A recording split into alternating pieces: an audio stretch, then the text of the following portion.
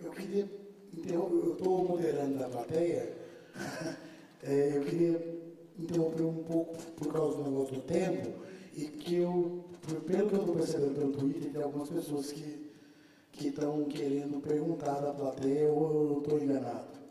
Temos perguntas da plateia para poder fazer. Um ali. Tem alguém mais em cima? Você também. Posso abrir para as perguntas da plateia? Depois eu também tenho uma. Eu vou ficar no terceiro da fila aqui.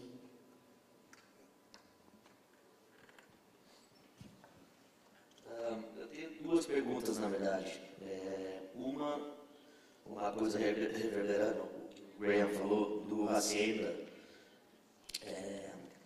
a acústica ruim do lugar influenciando a música que era feita ali. Se a internet hoje influencia a música que é feita, o fato de trabalhar com MP3, com streaming e coisas, enfim. A outra é essa coisa do acesso à tecnologia, que a gente vê uma coisa de apropriação e negação da tecnologia. Então, se via com Beatles, Beach Boys, um uso do estúdio muito grande, depois vem o punk, numa negação ao progressivo, depois o lo-fi. Hoje existe uma coisa híbrida, ou existe uma coisa do cara negar a tecnologia e gravar em casa, ou vai para o estúdio também e usa essas duas coisas ao mesmo tempo.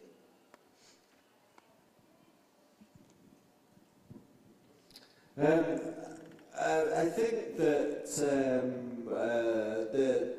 growing up through the 60s, 70s, 80s, as I did, there were a lot more taboos in listening to music. You know, listening to music was a very tribal thing in the UK. So if you liked one kind of music, it was really culturally wrong to like another kind of music. Now, I think there's a culture of eclecticism that has come in since the internet that has allowed people, for instance, to actually enjoy prog rock and admit it, whereas you could never admit that in the punk age, or you could never admit to liking folk music if you were a techno musician. I think some of these boundaries have come down, and I think that is a very good thing. But the insular cultures of those kind of musics were important, you know, and I wonder what we will end up with without the attitude. You know, if we get so open that all music is good, what is that music, you know? And there is a lot of hybrid music that I come across all the time in the UK, where people have started from a discipline of making dance music, but have got really interested in sound. Just and in getting interested in sound, they have a new appreciation of musicianship, and have invited, you know, from a DJ point of view, if you're sampling records, such as things like, you know, orchestral things into your music, as happened in the sort of trip-hop years of like, all of a sudden people were aware of who David Axelrod was, where they wouldn't have been before a Portishead record. And then they start looking into that music and going back and digging back into the history of music. You want to know the techniques of why this sound makes you feel a certain way.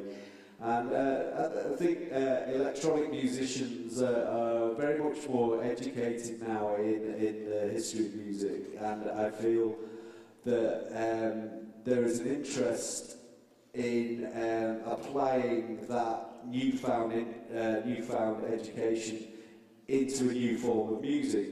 There was a point in the early 2000s where electronic musicians such as myself, or Matthew Herbert is another one, and I'm trying to think of another one, where big bands were being formed again, where I, for instance, had a 28-piece band and it had 4 drummers. The reason I had 4 drummers is because I wrote like that with breakbeats. You know, I'd start with a breakbeat, I'd add this beat, and I get a very multi-layered and dense rhythm section, and if you were going to play it live, you couldn't do it with one guy, so you got another guy, and then you got another guy because one of the guys would never ever turn up, so you got three, and then you know, you built the music in the same way as you would do constructing a hip-hop record or a techno record, but using real musicians. And there was a great delight in getting back to that point. But the composition of that new music was is very different from the original music because of the way electronic musicians compose in the moment and being able to walk around it, take a breath, go and have a meal, come back, walk around it again. It's like painting. I keep coming back to this analogy of it being like painting because you can spend a long time with a piece of music now and you know, do I like it? What don't I like? Adjust this little bit. You know, I got really stuck in working that way. And now I'm almost rejecting that way of working in favour of doing some working with technology really quickly. If an idea hasn't happened within an hour, forget it. You know, I'm much more like going through a phase of sketching really fast and going, that's enough. You know, that's where I'm at the moment. So I'm not sure if I answered your question correctly, but just spun off on one. What were you saying about the Hassel thing? The building informed the music, Yeah, I think so. I'm probably exaggerating it a little bit because they did play some indie nights where they did play kind of traditional music, but it never sounded good. And the best, the nights that took off were all to do with quite minimal music. And that idea you were saying about laptop music, I'm sure I had a conversation with Bjork actually about the time she was doing Vespertine, which is a very light, tinkly kind of album, using very light sounds and sounds that came out of a laptop, without the speaker system, that was really a transparent sound that suited the Mac kind of thing, and I think that is the case of the technology, the music adapting to the technology.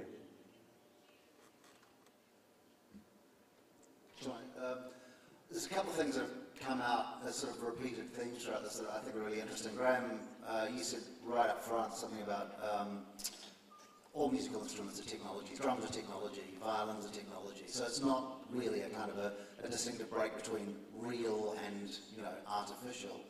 And there's been a lot of talk about professionalism and what technology's done to the craft of making good music. But I want to say something for bad music. As somebody who loves good music and somebody who was a record producer and has been a sound engineer, I think one of the greatest things about the advances in technology is it lets people get involved and make music even if they're not good at music. So people who don't have to book a studio, who don't have to learn how to play a guitar, they can just go, how does this work, and make music. And you compare it to painting, and it's the same idea, that if we give everybody the tools, everybody can do this, and that's a good thing in itself. Do you think there is a category of music, I guess, which is separate from the professionalized music industries that technology is kind of helping really support? I'd say that some genres would only exist in the bedroom. Some genres should never go near a professional studio because its blood would be stamped out of it. And it's not something that's just started now. You could go 20 years ago. You could go to the studio and your idea would be crushed by technology. But I think the great difference now is not having people get in the way of directly coming from your brain through technology is what the difference is, because a lot of people in bedrooms, they don't get an engineer into their bedroom, do they, to come and like, how should I make this sound better? They're just like, well, I've just done this, I like that, I reject that. And they find their own path through it. I certainly had that experience doing early acid house music and techno music. Engineers weren't informed with this music. No, they weren't going to clubs. They were just wanting to do things how they've done it for the past 10 years or whatever. And you know, we started off with myself engineering, and I think I'm not being presumptuous in saying that was the most successful direct attitude. Then later on, we felt we should get engineers in. Suddenly we're in a professional environment in more expensive studios and with a budget.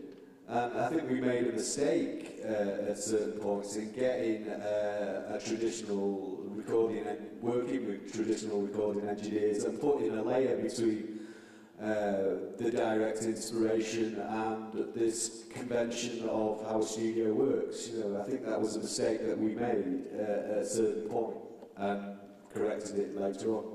So yeah, but there's certain genres where the whole history of recording will not apply, you know, particularly in urban music. I'm not talking about aesthetics particularly, I'm talking about the distinction between makers of music and listeners to music, and how technology is actually breaking that down so everybody can make music. Is that, whether it's good or not, is that a good thing? Is it happening? How do you see it? Acho que isso é bom no sentido de, tipo assim, qualquer pessoa pode pegar computador e começar a fazer uma música. Tipo assim, eu não conhecia um software até ontem, eu baixei ele e comecei a fazer uma música ali na hora. Né? Tudo bem que eu já sei mexer em outro software, mas tipo assim, qualquer pessoa que tenha noção de um Photoshop, eu acredito que consegue mexer num software de áudio e fazer uma música ali em 2, 3 minutos. Só pegar os loops e ir montando uma coisa. Para uma pessoa que é leiga, pô, eu acredito que isso ajuda pra caramba e torna o conhecimento através... Se a pessoa não sabe tocar um piano, mas ela pega ali um loopzinho de piano e muda o tom e achou o tom que ela queria. Pô, isso é fantástico, cara, para a pessoa fazer música. Amei por esse software aí, tipo, demais. Eu acho também uma coisa que mudou a maneira como eu ouço música, mas de um jeito bem bobo de se dizer. Eu agora sou fã de uma pessoa que é meu vizinho. Ele na casa dele fez uma demo e mostrou e eu adorei, e agora eu sou fã dele. Ele mora a 2 quarteirões ali. Antes meus heróis moravam na Inglaterra, agora eles moram next block.